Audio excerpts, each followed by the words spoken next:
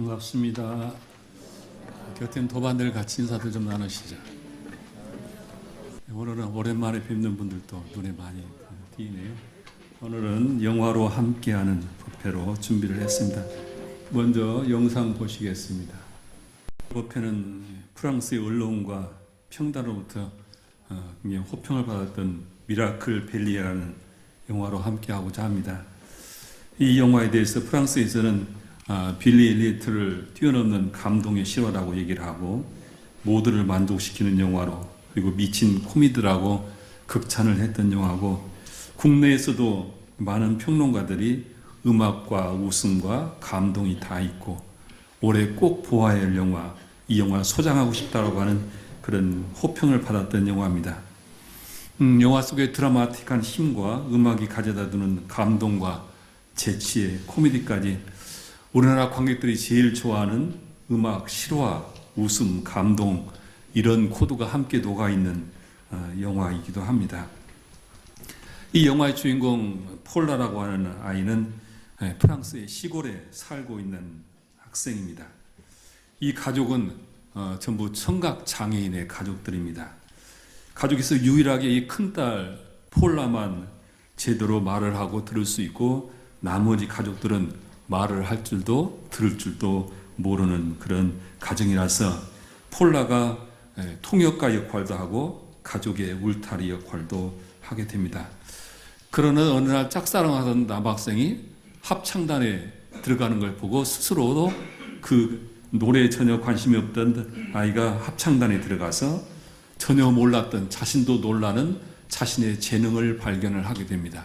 자신이 노래를 아주 잘한다는 사실을 알게 됐고, 그리고 음악 선생님이 파리의 콩쿠르에 나가도록 추천을 하게 됩니다. 그런데 만약 콩쿠르에 가고 거기서 합격을 하게 되면 가족을 떠나야만 합니다. 유일하게 세상과 정상적인 소통을 하는 자신이 가족을 떠난다고 하는 것은 쉽지 않습니다. 가족과 그리고 자신의 꿈 사이에서 과연 어떤 선택을 해야 좋을 것인가?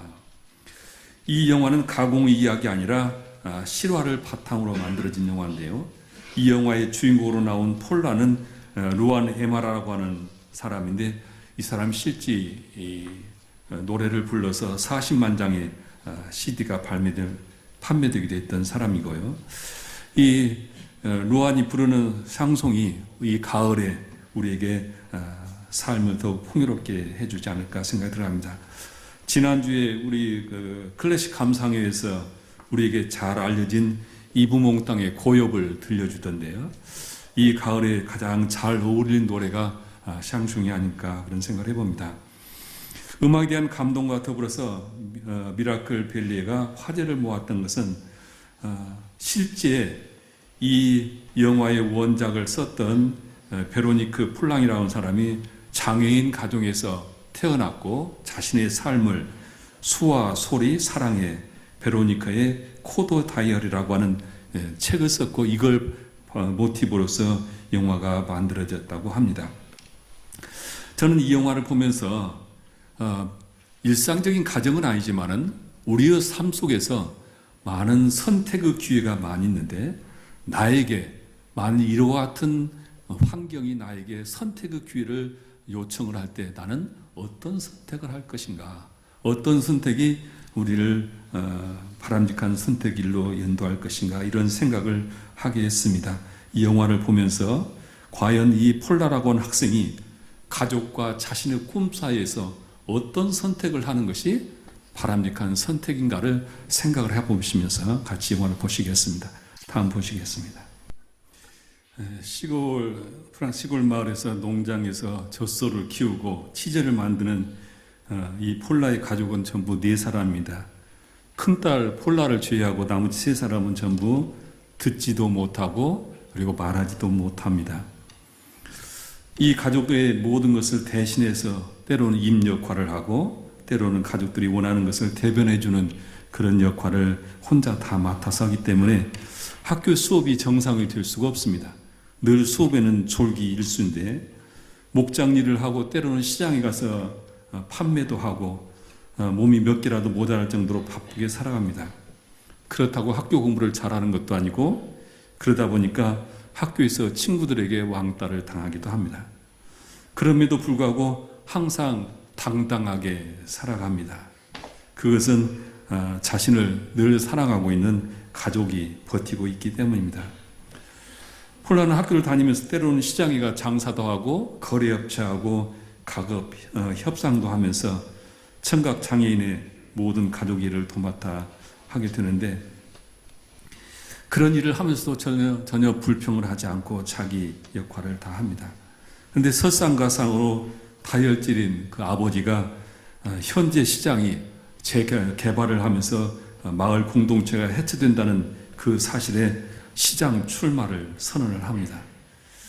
말도 할 수 없는데 시장 출마를 한다고 하니까 그 모든 일은 이 딸이 도맡아서 해야 할 그런 일들입니다. 이렇게 힘든 일을 딸은 왜 불평하지 않고 그렇게 즐겁게 자신 일을 해나가는 것일까? 우리는 살아가면서 가족에게 많은 수고를 요구하면 서로 불평을 합니다. 조직사에서도 공정하지 못한 것에 우리는 분노를 하는데 폴라는 왜 이런 가정을 기꺼이 기쁘게 자기 책임을 다하면서 밝게 살아가는 것일까? 그것은 아마 객과 주인의 차이가 아닐까 그런 생각을 해봅니다. 본문 말씀에 보면은 공부나 사업이나 주인으로 심경으로 하는 이가 있고 머스무 심경으로 하는 이가 있나니 주인으로 심경으로 하는 공부는 3세를 통하여 이 공부만이 영원히 제도받는 길인 것을 자신하고 하기 싫으나 하고 싶으나 남이 알아주나 몰라주나 간에 꾸준히 힘을 쌓아가는 것이요 머스무 심경으로 하는 공부는 스승이나 남의 이목에 끌려 마지못해 하는 공부다. 이렇게 공독해서 말씀을 하셨는데 아까 우리 진타오님께서 그 어려운 합창단을 30여 년을 함께하고 또 단장으로서 큰 행사를 치르면서 아마 개그 마음이었다면 그 일을 늘 불평, 불만과 원망으로 했을 텐데 아마 주인의 심경으로 그 일을 하셨기 때문에 기쁘게 그 일을 하시지 않았을까 생각이 들어갑니다.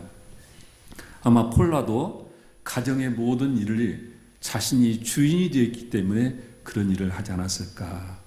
저는 영화를 보면서 내 인생은 나는 객으로 사는가 주인으로 사는가 그런 생각을 해봤습니다.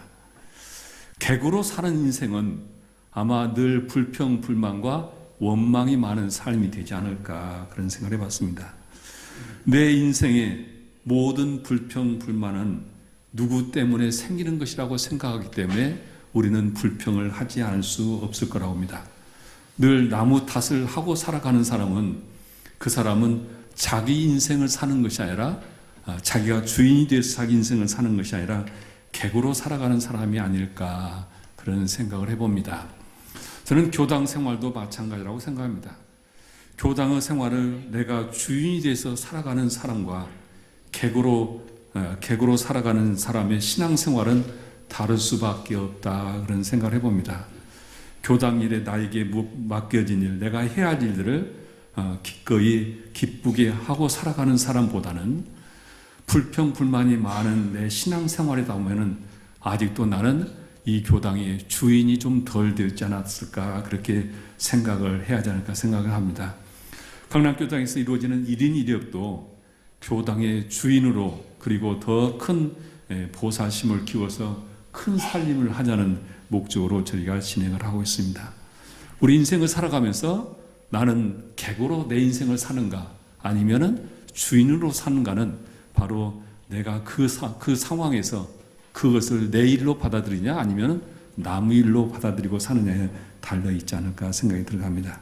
그래서 폴라는 그 모든 환경을 내 일로 받아들이는 주인공으로 살기 때문에 주인으로 살기 때문에 그 모든 것을 다 감내하고 있지 않은가 생각을 해봅니다. 다음 보시겠습니다. 운명처럼 다가온 파리에서 오디션 이 때문에 폴라의 고민이 시작됩니다. 자신의 꿈을 위해서 가고 싶다는 것과 남겨진 가족에 대한 그 걱정 때문에 갈등을 겪습니다. 진심으로 사랑했던 가족이 이제 자신 때문에 그 뒷감당을 어떻게 할 것인가 걱정을 하지 않을 수 없겠죠. 아빠는 사춘기의 방황 정도로 생각하지만은 엄마는 처음으로 아이가 태어나서 말을 하고 듣는다는 것 자체가 수용이 안 돼서 차라리 딸이 말을도 못하고 그리고 듣지도 못했으면 좋겠다는 생각을 가졌다는 속마음을 털어냅니다. 이렇게 가족들이 서로 갈등을 겪게 되는데 이 모든 것들은 서로 한 번도 이별할 생각을 해보지 않았고 준비가 되지 않았기 때문입니다. 영화 인터뷰에서 그 감독이 원작을 처음 보고 떠남과 그리고 준비되지 않은 사춘기의 세계가 어른의 세계로 진입하는 그런 이 갈등의 구조가 영화를 만드는 자기에게 매혹을 만들었다 그런 얘기를 하는데 세상에는 수많은 폴라들이 있다고 합니다.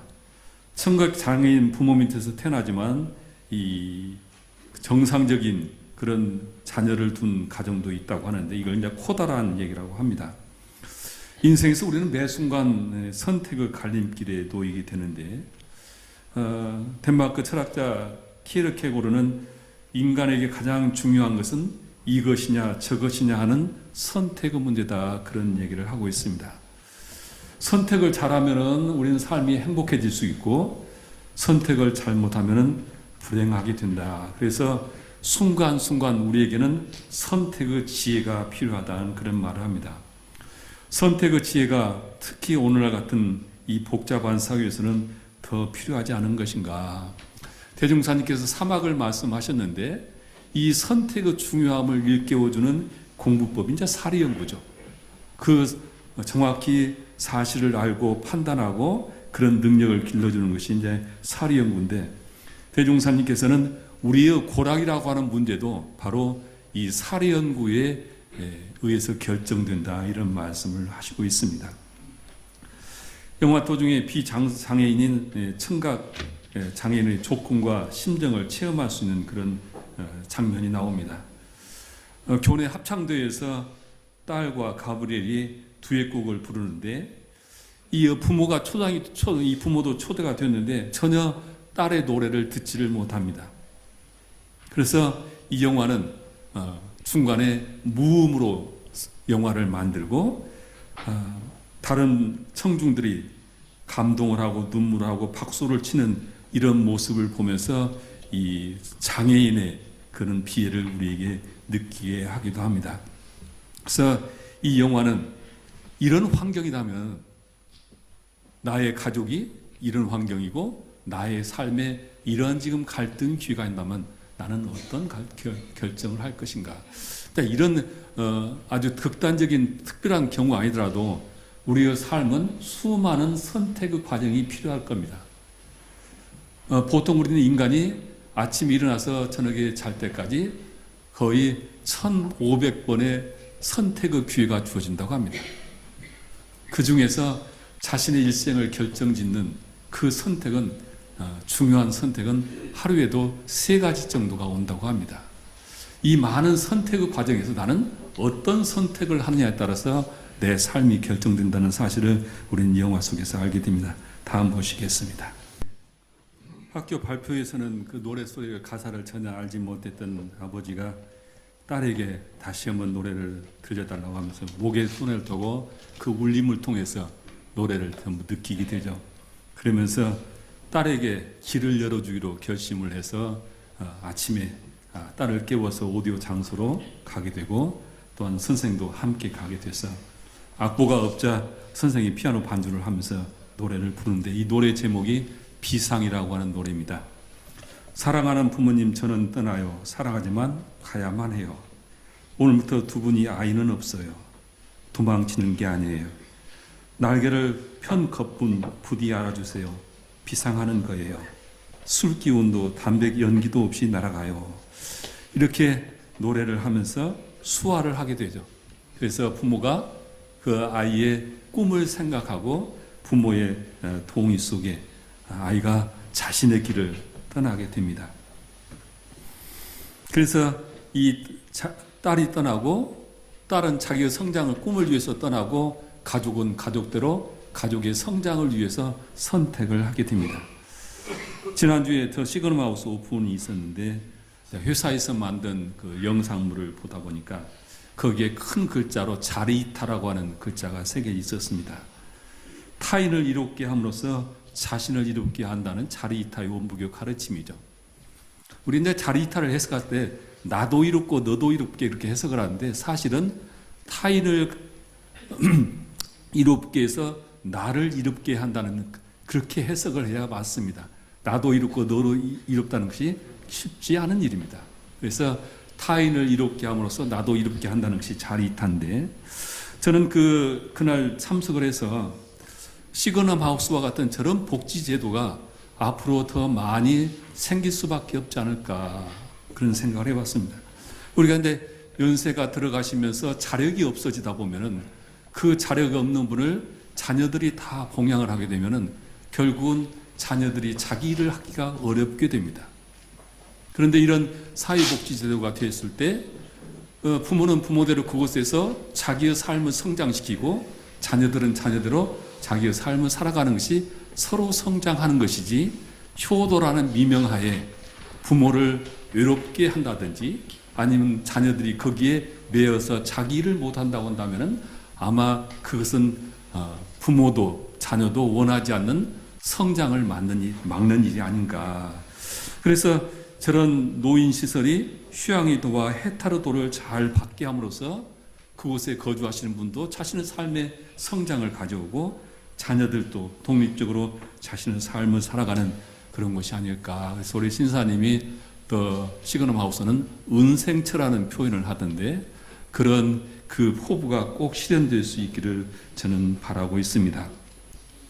이 영화는 원래 음악 영화라기보다는 가족 영화입니다. 원 제목이 바로 벨리의 가족이라는 그런 제목을 가지고 있는데, 이 폴라라고 하는 학생도 성장을 하고 가족도 함께 함께 성장하는 그런 영화입니다. 그래서 어떤 선택을 해야 서로가 같이 성장하는가를 우리에게 보여주는 그런 영화이기도 합니다. 홀로서기라고 하는 것은 서로를 떠나보내는 것이 아니라 홀로서기를 통해서 서로가 성장하는 것이죠. 타력은 자력을 바탕으로 세워져 있습니다. 우리가 생존한다고 하는 것은 타력의 힘에 의해서 살아가고 있는데, 이 서로 의존적인 관계가 홀로서기를 하지 못하고 평생 서로 의지하는 관계가 되면은 각자의 성장을 멈추게 된다. 그래서 서로가 함께 홀로서기를 할 때 함께 성장을 한다는 그런 이야기인데요. 어제 저녁에 이제 우리 강남교당에 아주 특별한 훈련이 있었습니다. 우리 원청단의 남자들이, 부인들은 전부 가정에서 좀 해방되라고 여행을 보내고, 남자들이 전부 아이들을 모아서 밥을 해서 먹이고 잠을 재우면서 또 아이들과 같이 훈련을 하는 1박 2일 훈련을 우리 지금 교당에서 하고 있습니다. 이게 참 쉽지 않은 일일 겁니다. 그 가정에 있는 부인들을 그렇게 쉬게 해준다는 마음 내기도 쉽지 않을 거고, 그런 결단 내기를 하기도 어려운데, 강남교당은 바로 이런 교당입니다. 그래서 신혼 신부 젊은 사람들이 많이 오게 되면 저절로 남편들이 그렇게 여자분들에게 배려하는 그런 교당이 될 거라고 보는데요.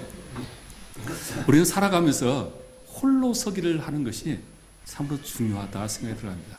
자신의 이상을 향해서, 꿈을 향해서, 그리고 가족들도 그 꿈을 이루기 위해서 서로 길을 열어주는 것. 그래서 이 벨리의 가족은 자기들 나름대로 또한 성장하는 그런 선택을 하게 됩니다. 이 홀로서기의 가장 중요한 것은 자력을 세우는 것이죠. 그리고 판단력과 결단력이죠. 이것을 원부교에서는 사막공부다, 그렇게 얘기를 합니다. 태산종사께서 사막수행은 만생령의 부활의 원리라고 하셨듯이, 우리가 인생을 살면서 내가 내 인생의 조물주로서 자기의 삶을 살아가는데 가장 중요한 것이 이 사막의 수행이라는 말씀입니다. 그래서 우리가 인생을 살아가면서 나와 함께 살아가는 모든 사람들이 서로 성장할 수 있는 그런 배려심과 나의 또한 나 자신을 성장시키는 이런 지혜를 가지고 힘을 가지고 살아간다면 우리의 삶은 더욱더 은혜로운 삶이 되지 않을까 생각이 들어갑니다. 합장하시겠습니다. 법신불 사은이시여, 저희들은 소중하고 소중하게 이 세상에 인연을 따라서 태어났습니다. 낳고 자라는 모든 과정에 다 타력의 힘을 빌리고 있고 현재의 삶도 없어서는 살 수 없는 은혜 속에 살고 있습니다. 하지만 법신불 사은이시여, 제 인생에 조물주는 저희들 각자임을 알기에 저희들이 홀로 서서 저희들을 성장시키는 삶을 살아가야 저희들이 이 생과 영생을 통해서 더욱더 진급된 삶을 살아간다는 것을 잘 알고 있습니다. 하옵기에 저희들은 정신소양 사례연구 작업주사를 통해서 늘 자신을 성장하는 삶을 살기를 원하옵나이다. 하오니 법신불 사은이시여, 늘 저희 자신이 성장하고 주위의 사람들이 성장할 수 있는 배려의 마음을 키워낼 수 있도록 늘 정진하는 삶이 되게 하여 주시옵소서. 늘 홀로 서기를 통해서 자신이 바로 서고 내가 바로 서니 또한 주위가 바로 설 수 있는 그런 은혜로운 삶이 살아갈 수 있도록 호렴해 주시옵소서. 저희들 마음 모아 일심으로 비옵나이다. 마지막 묵상 보시겠습니다.